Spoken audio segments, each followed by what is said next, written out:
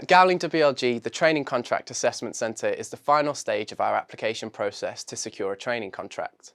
This is the perfect opportunity for you to meet the firm and for us to find out more about you as an individual within the context of a professional environment. The Assessment Centre is designed as an immersive day in the life of a trainee, and as such there's a mix of activities that we'd be expected to partake in during the day. Each exercise is designed for you to demonstrate skills across the competencies that the firm deems are integral to success in the role of a trainee solicitor or a vacation scheme student. The Training Contract Assessment Centre consists of a team meeting, a presentation, a written exercise and a competency-based interview with a partner at the firm. Once you've arrived and settled in with the group, you'll be briefed on the day and what to expect. Should you have any queries, there's always someone from the early talent team on hand to help guide you through the assessment centre. Firstly, you will have individual preparation time for the team meeting and presentation. As a group, you will then have an hour to discuss the task at hand and build towards a presentation. You will be assessed for the first 30 minutes of this hour. You will then have the remaining 30 minutes to finalise your presentation. The presentation will need to last for around 15 minutes and each member of the group needs to present for 2 to 3 minutes. Following this, each candidate will then be asked a question related to their portion of the presentation. Next, half the group will complete their written exercise while half the group sit their partner interview. Candidates will then swap over and those who are yet to complete their interview and written exercise will do so. The written exercise will involve you analysing some information and formulating an email response to a request from a fictional partner, centred on considerations for a fictional prospective client. This activity is an independent piece and you must share your response with the coordinator once the task is finished. No legal knowledge is required. As with any written exercise, spelling, grammar, punctuation, formatting and layout are important to ensure your ideas are received clearly.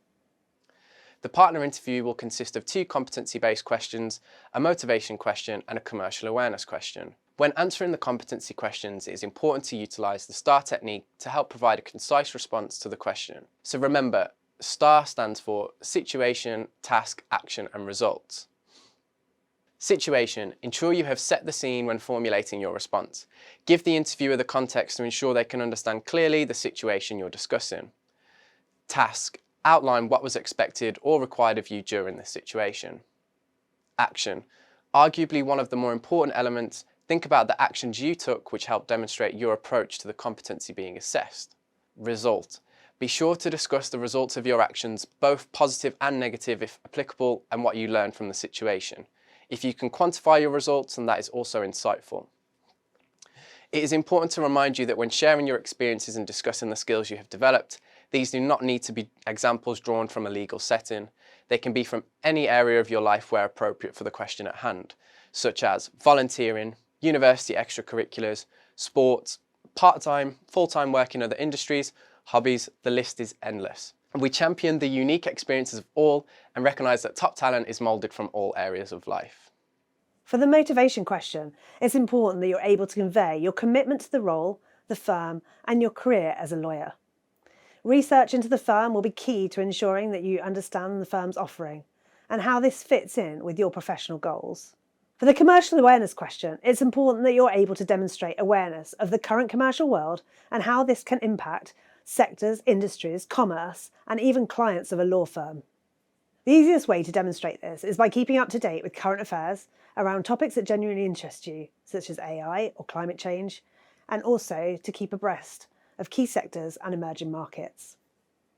Here are our top tips for team meetings. Try and listen to everyone's viewpoints. This will help you make more nuanced and informed contributions. Strike a balance between contributing and listening well. It is better to speak less with more informed contributions than to speak lots but adding little value to the conversation. If you notice a peer not contributing, do your best to encourage their involvement. If you are timekeeping, ensure this is not your only contribution to the meeting. If you're challenged on a suggestion, it is completely appropriate to defend your viewpoint with conviction in a professional manner.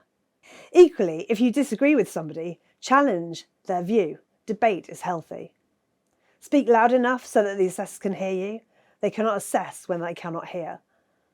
Keep to the brief and task at hand. It can be easy to drift away from the task at hand, but always remember what is being asked of you during the meeting. Here are our top tips for the presentation. Whilst you will be able to utilise short notes, do not rely on them to read from. They should act as a prompt and should not take away from the fact you are presenting rather than reading a script. Ensure that you are responsible for delivering some key content within the presentation. Those who deliver the introduction and conclusion without any key content will not fare well in this assessment. Ensure that you can articulate your section clearly and concisely. Preparation is key. Support each other. If you're in a situation where you can see your colleague struggling, providing them with a nudge or a prompt of encouragement is more than fine. Do be mindful not to step over someone else's toes and start delivering on their behalf or alluding to any information that your colleagues may have missed. It's really important that you project your voice so that the assessors can hear what you have to say. Be mindful that you will be asked a question following the presentation, so do consider the types of questions that may be asked respective of your content. Some key things to remember: think about your body language, don't fidget, keep eye contact and build rapport with your audience.